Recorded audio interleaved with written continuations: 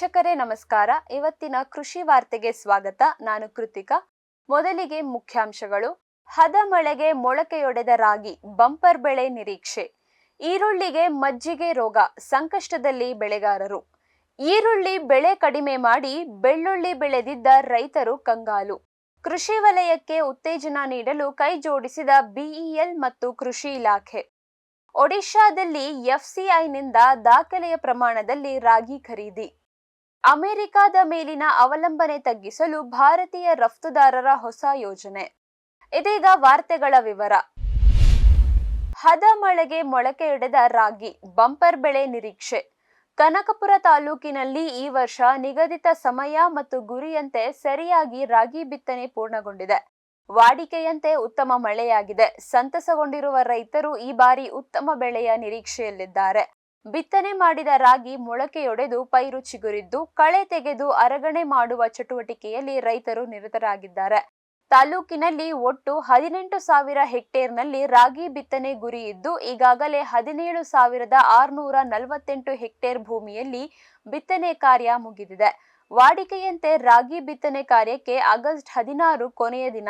ಈ ಸಮಯದಲ್ಲಿ ಹದವಾಗಿ ಮಳೆ ಬಿದ್ದರೆ ರಾಗಿ ಚೆನ್ನಾಗಿ ಮೊಳಕೆಯೊಡೆದು ಪೈರು ಬರುತ್ತದೆ. ಆಗಸ್ಟ್ 15ರ ಒಳಗೆ ತಾಲೂಕಿನಲ್ಲಿ ನಿಗದಿತ ಗುರಿಯಂತೆ 95% ರಾಗಿ ಬಿತ್ತನೆ ಕಾರ್ಯ ಮುಗಿದಿದೆ. ಉಯ್ಯಂಬಳ್ಳಿ ಹೋಬಳಿಯಲ್ಲಿ ಈ ಬಾರಿ ಮುಂಗಾರು ಮಳೆ ಸ್ವಲ್ಪ ತಡವಾಗಿ ಬಿದ್ದ ಕಾರಣ ಅಲ್ಲಿ 3,106 ಹೆಕ್ಟೇರ್ ಪ್ರದೇಶದಲ್ಲಿ ಬಿತ್ತನೆ ಕಾರ್ಯ ಆಗಬೇಕಿದ್ದು ಈಗ 2,850 ಹೆಕ್ಟೇರ್ ಪ್ರದೇಶದಲ್ಲಿ ಬಿತ್ತನೆಯಾಗಿದೆ. ಇನ್ನು 256 ಹೆಕ್ಟೇರ್ ಪ್ರದೇಶದಲ್ಲಿ ರಾಗಿ ಬಿತ್ತನೆ ಕಾರ್ಯ ಬಾಕಿ ಉಳಿದಿದೆ. ಈರುಳ್ಳಿಗೆ ಮಜ್ಜಿಗೆ ರೋಗ, ಸಂಕಷ್ಟದಲ್ಲಿ ಬೆಳೆಗಾರರು. ಬಾಗಲಕೋಟೆ ತಾಲೂಕಿನ ರಾಜ್ಯ ಹೆದ್ದಾರಿ 14ಕ್ಕೆ ಹೊಂದಿಕೊಂಡಿರುವ ತಿಮ್ಮಾಪುರ ಗ್ರಾಮದ ಹಲವು ರೈತರ ಜಮೀನಿನಲ್ಲಿ ಬೆಳೆದಿರುವ ಈರುಳ್ಳಿ ಬೆಳೆಗೆ ಮಜ್ಜಿಗೆ ರೋಗ ಕಂಡುಬಂದಿದ್ದು ರೈತರು ಸಂಕಷ್ಟಕ್ಕೆ ಸಿಲುಕಿದ್ದಾರೆ. ನೀಲಗುಂದ ಗ್ರಾಮದ ಸೀಮೆಯಲ್ಲಿ ಈ ರೋಗ ವಿಪರೀತವಾಗಿ ಹರಡಿದೆ. ತಗ್ಗು ಪ್ರದೇಶದಲ್ಲಿ ಹೆಚ್ಚು ನೀರು ಒಂದೆಡೆ ನಿಂತಿದ್ದರಿಂದ ತಂಪು ಹೆಚ್ಚಾಗಿ ಈ ರೋಗ ಕಂಡುಬಂದಿದೆ. ಪ್ರತಿ ಬಾರಿ 2,600 ರೂಪಾಯಿಯಂತೆ 3 ಬಾರಿ ಔಷಧ ಸಿಂಪಡಣೆ ಮಾಡಿದ್ದೇನೆ. ಆದರೂ ರೋಗ ಹತೋಟಿಗೆ ಬಂದಿಲ್ಲ. ಬೀಜ, ರಸಗೊಬ್ಬರ ಹಾಗೂ ಔಷಧ ಸಿಂಪಡಣೆ ಸೇರಿ 1.5 ಲಕ್ಷ ಖರ್ಚು ಮಾಡಿರುವೆ. ಆದರೆ ಬೆಳೆ ಕೈಗೆ ಬರುವುದೋ ಇಲ್ಲವೋ ಎಂಬ ಚಿಂತೆ ಮೂಡಿದೆ ಎಂದು ರೈತ ಚಿದಾನಂದ ಅವರು ತಮ್ಮ ಅಳಲು ತೋಡಿಕೊಂಡರು. ತೋಟಗಾರಿಕಾ ಇಲಾಖೆ ಅಧಿಕಾರಿಗಳಿಂದ ಮಾಹಿತಿ ಪಡೆದು ರೋಗ ಹತೋಟಿಗೆ ಕ್ರಮ ಕೈಗೊಳ್ಳುವಂತೆ ರೈತರಿಗೆ ತಿಳಿಸಿದ್ದೇನೆ ಎಂದು ಕುಳಗೇರಿ ರೈತ ಸಂಪರ್ಕ ಕೇಂದ್ರದ ಕೃಷಿ ಅಧಿಕಾರಿ ಪರಶುರಾಮ ಗಣಿ ತಿಳಿಸಿದರು. ಮಜ್ಜಿಗೆ ರೋಗ ಕಂಡು ಬಂದಿರುವ ರೈತರ ಜಮೀನಿಗೆ ಭೇಟಿ ನೀಡಿ ಮಾಹಿತಿ ಪಡೆಯಲಾಗುವುದು. ಔಷಧ ಸಿಂಪಡಣೆ ಬಗ್ಗೆ ಸೂಚಿಸಲಾಗುವುದು. ನಂತರವೂ ಈ ರೋಗ ನಿಯಂತ್ರಣಕ್ಕೆ ಬಾರದೇ ಹೋದರೆ ಧಾರವಾಡದ ಕೃಷಿ ವಿಶ್ವವಿದ್ಯಾಲಯದಿಂದ ಈರುಳ್ಳಿ ಬೆಳೆ ತಜ್ಞರನ್ನು ಕರೆಸಿ ಮಾಹಿತಿ ಕೊಡಿಸಲಾಗುತ್ತದೆ ಎಂದು ತೋಟಗಾರಿಕಾ ಇಲಾಖೆಯ ಅಧಿಕಾರಿ ಹನುಮಂತ ತುಳಸಿಗೇರಿ ತಿಳಿಸಿದರು. ಈರುಳ್ಳಿ ಬೆಳೆ ಕಡಿಮೆ ಮಾಡಿ ಬೆಳ್ಳುಳ್ಳಿ ಬೆಳೆದಿದ್ದ ರೈತರು ಕಂಗಾಲು. ರಾಣೆಬೆನ್ನೂರು ತಾಲೂಕಿನಲ್ಲಿ ನಿರಂತರವಾಗಿ ಮಳೆ ಸುರಿಯುತ್ತಿದೆ. ಇದರಿಂದಾಗಿ ಜಮೀನಿನಲ್ಲಿ ತೇವಾಂಶ ಹೆಚ್ಚಾಗಿದೆ. ಬೆಳ್ಳುಳ್ಳಿ ಬೆಳೆಯ ಬೆಳವಣಿಗೆ ಕುಂಠಿತವಾಗಿ ನೆಲ ಕಚ್ಚಿದೆ. ಇದರಿಂದ ರೈತರು ಕಂಗಾಲಾಗಿದ್ದಾರೆ. 2-3 ವರ್ಷಗಳಿಂದ ಬೆಳ್ಳುಳ್ಳಿಗೆ ಕ್ವಿಂಟಾಲ್ಗೆ 25,000ದಿಂದ 30,000 ರೂಪಾಯಿ ಬೆಲೆ ಇದೆ. ಇದರಿಂದ ರೈತರು ಈರುಳ್ಳಿ ಕ್ಷೇತ್ರ ಕಡಿಮೆ ಮಾಡಿ ಬೆಳ್ಳುಳ್ಳಿ ಬೆಳೆದಿದ್ದಾರೆ. ತಾಲೂಕಿನಲ್ಲಿ ವಾಡಿಕೆಗಿಂತ ಹೆಚ್ಚು ಮಳೆ ಸುರಿದಿದ್ದರಿಂದ ಬೆಳೆ ಹಾನಿ ಉಂಟಾಗಿದೆ. ತಾಲೂಕಿನಲ್ಲಿ ಹಿಂದಿನ ವರ್ಷಗಳಲ್ಲಿ 600ರಿಂದ 700 ಹೆಕ್ಟೇರ್ ಪ್ರದೇಶದಲ್ಲಿ ಬೆಳ್ಳುಳ್ಳಿ ಬಿತ್ತನೆ ಮಾಡಲಾಗಿತ್ತು. ಈ ಮುಂಗಾರಿನಲ್ಲಿ 2,200 ಹೆಕ್ಟೇರ್ನಲ್ಲಿ ಬೆಳ್ಳುಳ್ಳಿ ಬೆಳೆಯಿದೆ. ಈ ವರ್ಷ ಅವಧಿಗೂ ಮುನ್ನವೇ ಸುರಿದ ಮುಂಗಾರು ಮಳೆಯಿಂದ ರೈತರು ಜಮೀನು ಹದ ಮಾಡಿ ಬೆಳ್ಳುಳ್ಳಿ ಬಿತ್ತನೆ ಮಾಡಿದ್ದರು. ಉತ್ತಮ ಬೆಳೆ ಬಂದು 4 ಕಾಸು ಕೈಗೆ ಸಿಗಬಹುದು ಎಂದು ನಿರೀಕ್ಷೆಯಲ್ಲಿದ್ದರು. ಬಿತ್ತನೆಯಾದ 2-3 ವಾರದ ನಂತರ ಬೆಳೆಗಳಿಗೆ ಕೀಟ ಬಾಧೆ ಬಂದಿತ್ತು. ತೇವಾಂಶ ಹೆಚ್ಚಾಗಿ ಭೂಮಿ ಜವಳು ಬಂದಿದೆ. ಬೆಳೆ ಕಂದು ಬಣ್ಣಕ್ಕೆ ತಿರುಗಿ ಕೊಳೆ ರೋಗ, ಮಜ್ಜಿಗೆ ರೋಗ ಕಾಣಿಸಿಕೊಂಡಿದೆ. ಅರ್ಧದಷ್ಟು ಜಮೀನುಗಳಲ್ಲಿ ಬೆಳ್ಳುಳ್ಳಿ ಬೆಳೆ ಕಟಾವಿಗೆ ಬಂದಿದೆ. ಆದರೆ ತೇವಾಂಶ ಹೆಚ್ಚಾಗಿ ರೈತರಿಗೆ ತೊಂದರೆಯಾಗುತ್ತಿದೆ. 2 ವರ್ಷ ಈರುಳ್ಳಿ ಬೆಳೆದು ಬೆಳೆ ಹಾನಿ ಮತ್ತು ದರ ಕುಸಿತದಿಂದಾಗಿ ಕಣ್ಣೀರು ಸುರಿಸಿದ್ದ ರೈತರು ಈ ವರ್ಷ ಬೆಳ್ಳುಳ್ಳಿ ಬೆಳೆದು ಕಂಗಾಲಾಗಿದ್ದಾರೆ. ಕೃಷಿ ವಲಯಕ್ಕೆ ಉತ್ತೇಜನ ನೀಡಲು ಕೈ ಜೋಡಿಸಿದ ಬಿಇಎಲ್ ಮತ್ತು ಕೃಷಿ ಇಲಾಖೆ. ಕರ್ನಾಟಕ ಕೃಷಿ ಇಲಾಖೆಯು ಭಾರತ್ ಎಲೆಕ್ಟ್ರಾನಿಕ್ಸ್ ಲಿಮಿಟೆಡ್ ಜೊತೆಗೆ ತಂತ್ರಜ್ಞಾನ ಚಾಲಿತ ಮತ್ತು ದತ್ತಾಂಶ ವಿಶ್ಲೇಷಣೆ ಆಧಾರಿತ ಡ್ಯಾಶ್ಬೋರ್ಡ್ ಅನ್ನು ಸ್ಥಾಪಿಸಲು ಒಪ್ಪಂದಕ್ಕೆ ಸಹಿ ಹಾಕಿದೆ.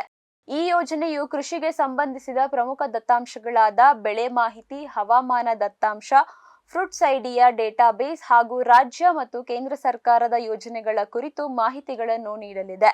ಈ ಯೋಜನೆಯನ್ನು 2 ಹಂತಗಳಲ್ಲಿ ಜಾರಿಗೆ ತರಲಾಗುವುದು. ಯೋಜನೆಯ ಕಾರ್ಯಸಾಧ್ಯತೆಯನ್ನು ಪರೀಕ್ಷಿಸಲು 1 ವರ್ಷದ ಅವಧಿಯ ಪೈಲಟ್ ಹಂತ, ನಂತರ 4 ವರ್ಷಗಳ ಕಾಲಪೂರ್ಣ ಪ್ರಮಾಣದ ಅನುಷ್ಠಾನ. ಕರ್ನಾಟಕದಾದ್ಯಂತ ರೈತರಿಗೆ ಕೃಷಿ ಸೇವೆಗಳನ್ನು ಹೆಚ್ಚು ಸುಲಭವಾಗಿ, ದತ್ತಾಂಶ ಮತ್ತು ಅಗತ್ಯ ಆಧಾರಿತವಾಗಿ ಒದಗಿಸುವುದು ಈ ಯೋಜನೆಯ ಮುಖ್ಯ ಉದ್ದೇಶವಾಗಿದೆ. ಸ್ಮಾರ್ಟ್ ತಂತ್ರಜ್ಞಾನದ ಮೂಲಕ ಇಕ್ವಿನಾಕ್ಸ್ ಡ್ಯಾಶ್ಬೋರ್ಡ್ ಕೃಷಿ ಸಮುದಾಯಕ್ಕೆ ಪರಿಹಾರಗಳನ್ನು ಒದಗಿಸಲಿದೆ ಎಂಬ ನಿರೀಕ್ಷೆ ಇದೆ. ಇದೀಗ ಒಂದು ವಾಣಿಜ್ಯ ವಿರಾಮ. ಸಮೃದ್ಧ ಸಾವಯವ ಗೊಬ್ಬರ, ಎಂಎಸ್ಜಿಪಿ ಮತ್ತು ಕೆಸಿಡಿಸಿ ಉತ್ಪಾದನೆ, ಫಾರ್ಮ್ ಟಿವಿಯಿಂದ ಸರಬರಾಜು. ಅತಿ ಕಡಿಮೆ ಬೆಲೆಗೆ ಅತ್ಯುತ್ತಮ ಗೊಬ್ಬರ. ಇಲ್ಲ ಭಾರಲೋಹ, ಕೃಷಿ ವಿಶ್ವವಿದ್ಯಾಲಯದಿಂದ ಪರೀಕ್ಷಿತ ಸಾವಯವ ಇಂಗಾಲ, ಎನ್ಪಿಕೆ, ಪಿಎಚ್, ಇಸಿ ಎಲ್ಲ ನಿಗದಿತ ಮಿತಿಯಲ್ಲಿ. ಅಡಿಕೆ, ತೆಂಗು, ಬಾಳೆ, ಕಾಫಿ, ದಾಳಿಂಬೆ, ದ್ರಾಕ್ಷಿ, ಕಬ್ಬು, ಭತ್ತ, ಜೋಳ, ಹತ್ತಿ ಹೀಗೆ ಎಲ್ಲಾ ಬೆಳೆಗಳಿಗೂ ಪ್ರಶಸ್ತ. ಜೀವಂತ ಮಣ್ಣು, ಸಮೃದ್ಧ ಬೆಳೆ, ಅತ್ಯಧಿಕ ಲಾಭಕ್ಕೆ ಬಳಸಿ ಸಿಟಿ ಕಾಂಪೋಸ್ಟ್. ಶ್ರಮಜೀವಿ ಫಾರ್ಮ್ ಟಿವಿಯಿಂದ ಜಸ್ಟ್ ಸೀಡ್ಸ್, ಕೈತೋಟ, ಸ್ವಂತಕ್ಕೆ ಬೆಳೆ ಮತ್ತು ತಾರಸಿ ತೋಟಗಳಿಗೆ ತರಕಾರಿ ಮತ್ತು ಹೂ ಬೀಜಗಳು. ಐಐಎಚ್ಆರ್ ಮತ್ತು ತೋಟಗಾರಿಕೆ ವಿಶ್ವವಿದ್ಯಾಲಯದ ಅಧಿಕ ಇಳುವರಿಯ ಸುಧಾರಿತ ತಳಿ ಹಾಗೂ ಹೈಬ್ರಿಡ್ ಬೀಜಗಳು. 50 ರೂಪಾಯಿ ಚಿಕ್ಕ ಪ್ಯಾಕೆಟ್ನಲ್ಲಿ. ಯುಪಿಐ ಮೂಲಕ ಹಣ ಪಾವತಿಸಿದರೆ ಅಂಚೆ ಮೂಲಕ ಬೀಜ ನಿಮ್ಮ ಮನೆ ಬಾಗಿಲಿಗೆ. ಅಧಿಕೃತ ತಳಿಗಳ ನಿಜ ಬೀಜಗಳು. ಫಾರ್ಮ್ ಟಿವಿಯ ಮೊಳಕೆ ಗ್ಯಾರಂಟಿ. Just seeds. ರೈತ ಬಾಂಧವರ ಸೇವೆಗೆ ಫಾರಂ ಟಿವಿಯ ಮತ್ತೊಂದು ಹೆಜ್ಜೆ. ಅತ್ಯುತ್ತಮ ಲ್ಯಾಬ್ ಮತ್ತು ನರ್ಸರಿಯ ಟಿಶ್ಯೂ ಕಲ್ಚರ್ ಮತ್ತು ಬೀಜ ಗಿಡಗಳು. ಗುಗಳೆ ಬಯೋಟೆಕ್ನ ಜಿನಿನ್ ಮತ್ತು ಏಲಕ್ಕಿ ಬಾಳೆ ಟಿಸಿ ಗಿಡಗಳು. ರೋಗರಹಿತ ದಾಳಿಂಬೆ ಮತ್ತು ಶೀಘ್ರ ಬೆಳೆಯುವ ತೇಗದ ಟಿಶ್ಯೂ ಕಲ್ಚರ್ ಗಿಡಗಳು. Taiwan red lady hybrid F1 ಮತ್ತು ನಂಬರ್ 15 ಪಪಾಯ ಬೀಜ ಗಿಡಗಳು. ಹಿಂದೆ ಕರೆ ಮಾಡಿ ಗಿಡ ಕಾಯ್ದಿರಿಸಿ. ಫಾರ್ಮ್ ಟಿವಿ ವೀಕ್ಷಕ ರೈತರ ಬೆಳೆ ರಕ್ಷಣೆ ಈಗ ಹಿಂದೆಂದಿಗಿಂತ ಸುಲಭ, ಸರಳ, ಸುರಕ್ಷಿತ. ಶ್ರಮಜೀವಿಯಿಂದ ಸೂಕ್ಷ್ಮ ಪೋಷಕಾಂಶ, ಸೂಕ್ಷ್ಮಾಣುಜೀವಿ ಮತ್ತು ಬೇರುವರ್ಧಕಗಳು. ಕಾಳುಮೆಣಸು ಸೊರಗು ರೋಗ ತಡೆಗೆ ಟ್ರೈಕೋಡರ್ಮಾ ಸುಡೋಮೋನಾಸ್. ಸಮೃದ್ಧ ಬೆಳವಣಿಗೆ, ರೋಗ ನಿರೋಧಕ ಶಕ್ತಿಗೆ ಐಎಎಸ್ಆರ್ ಪೆಪ್ಪರ್ ಸ್ಪೆಷಲ್. ಕೋಕೋ ಗಿಡಗಳ ಆರೋಗ್ಯಕ್ಕೆ ಜಿಂಕ್ ಸಲ್ಫೇಟ್ ಮತ್ತು ಫೆರಸ್ ಸಲ್ಫೇಟ್.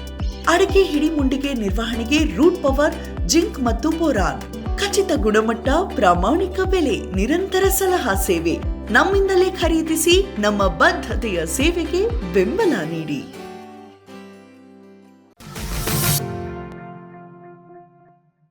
ವಿರಾಮದ ನಂತರ ಕೃಷಿ ವಾರ್ತೆಗೆ ಮತ್ತೊಮ್ಮೆ ಸ್ವಾಗತ. ಸ್ವದೇಶಿ ವಸ್ತುಗಳ ಖರೀದಿಗೆ ಶ್ರೀ ಶಿವರಾಜ್ ಸಿಂಗ್ ಚೌಹಾಣ್ ಅವರ ಕರೆ.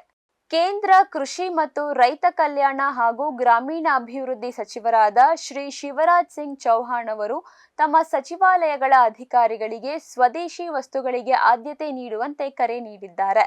ಪ್ರಧಾನಿ ನರೇಂದ್ರ ಮೋದಿ ಅವರ ಸ್ವದೇಶಿ ಚಳುವಳಿಯ ಕರೆಯನ್ನು ಪುನರುಚ್ಚರಿಸಿದ ಇವರು, ಭಾರತದಲ್ಲಿ ತಯಾರಾದ ವಸ್ತುಗಳನ್ನು ಖರೀದಿಸುವುದರಿಂದ ಲಕ್ಷಾಂತರ ಜನರಿಗೆ ಉದ್ಯೋಗ ಸೃಷ್ಟಿಯಾಗುತ್ತದೆ ಮತ್ತು ದೇಶದ ಆರ್ಥಿಕತೆಯು ಬಲಗೊಳ್ಳುತ್ತದೆ ಎಂದು ಒತ್ತಿ ಹೇಳಿದರು. ಯಾವುದೇ ವ್ಯಾಪಾರ ಒಪ್ಪಂದಗಳನ್ನು ಮಾಡಿಕೊಳ್ಳುವಾಗ ರೈತರ ಮತ್ತು ದೇಶದ ಹಿತಾಸಕ್ತಿಯನ್ನು ಮೊದಲು ಪರಿಗಣಿಸಲಾಗುವುದು. ಜನರ ಜೀವನೋಪಾಯಕ್ಕೆ ಹಾನಿಯಾಗುವಂತಹ ಯಾವುದೇ ಒಪ್ಪಂದಗಳಿಗೆ ಸರ್ಕಾರ ಬದ್ಧವಾಗಿಲ್ಲ. ಆಮದು ಮಾಡಿದ ಉತ್ಪನ್ನಗಳನ್ನು ಬಳಸುವುದನ್ನು ಶ್ರೀಮಂತಿಕೆಯ ಸಂಕೇತವೆಂದು ಭಾವಿಸುವವರ ಮನೋಭಾವವನ್ನು ಅವರು ಟೀಕಿಸಿದರು. ಸ್ವದೇಶಿ ಉತ್ಪನ್ನಗಳನ್ನು ಬಳಸುವುದರಿಂದ ಇತರರಿಗೂ ಪ್ರೇರಣೆ ದೊರೆಯುತ್ತದೆ ಮತ್ತು ಭಾರತೀಯ ಆರ್ಥಿಕತೆ ಬಲಗೊಳ್ಳುತ್ತದೆ ಎಂದು ಶ್ರೀ ಶಿವರಾಜ್ ಸಿಂಗ್ ಚೌಹಾಣ್ ಅವರು ಹೇಳಿದರು. ಒಡಿಶಾದಲ್ಲಿ ಎಫ್ಸಿಐನಿಂದ ದಾಖಲೆಯ ಪ್ರಮಾಣದಲ್ಲಿ ರಾಗಿ ಖರೀದಿ. ಭಾರತೀಯ ಆಹಾರ ನಿಗಮ ಮೊದಲ ಬಾರಿಗೆ ಒಡಿಶಾದಲ್ಲಿ 2442 ಮೆಟ್ರಿಕ್ ಟನ್ ರಾಗಿಯನ್ನು ಸಂಗ್ರಹಿಸಿದೆ. ರೈತರಿಗೆ ಬೆಂಬಲ ನೀಡುವ ಮತ್ತು ಸಿರಿಧಾನ್ಯಗಳನ್ನು ಉತ್ತೇಜಿಸುವ ಸರ್ಕಾರದ ದೊಡ್ಡ ಯೋಜನೆಯ ಭಾಗವಾಗಿ ಈ ಸಂಗ್ರಹಣೆ ಮಾಡಲಾಗಿದೆ. ಒಡಿಶಾದಿಂದ ಒಟ್ಟು 40,000 ಮೆಟ್ರಿಕ್ ಟನ್ ರಾಗಿ ಸಂಗ್ರಹಿಸಲು ಎಫ್ಸಿಐ ಗುರಿ ಹೊಂದಿದೆ. ರಾಗಿ ಕೃಷಿಗೆ ಹೆಸರುವಾಸಿಯಾದ ಕೋರಾಪುಟ್ ಮತ್ತು ನಬರಂಗ್ಪುರ ಜಿಲ್ಲೆಗಳಲ್ಲಿ 2,442 ಮೆಟ್ರಿಕ್ ಟನ್ಗಳ ಆರಂಭಿಕ ಸಂಗ್ರಹಣೆ ಪೂರ್ಣಗೊಂಡಿದೆ. ಸಂಗ್ರಹಿಸಿದ ರಾಗಿಯನ್ನು ಕೇಂದ್ರದ ಗೋದಾಮುಗಳಿಗೆ ಕಳುಹಿಸಿಕೊಡಲಾಗುವುದು ಮತ್ತು ಸಾರ್ವಜನಿಕ ವಿತರಣಾ ವ್ಯವಸ್ಥೆಯ ಮೂಲಕ ವಿವಿಧ ರಾಜ್ಯಗಳಿಗೆ ವಿತರಿಸಲಾಗುವುದು.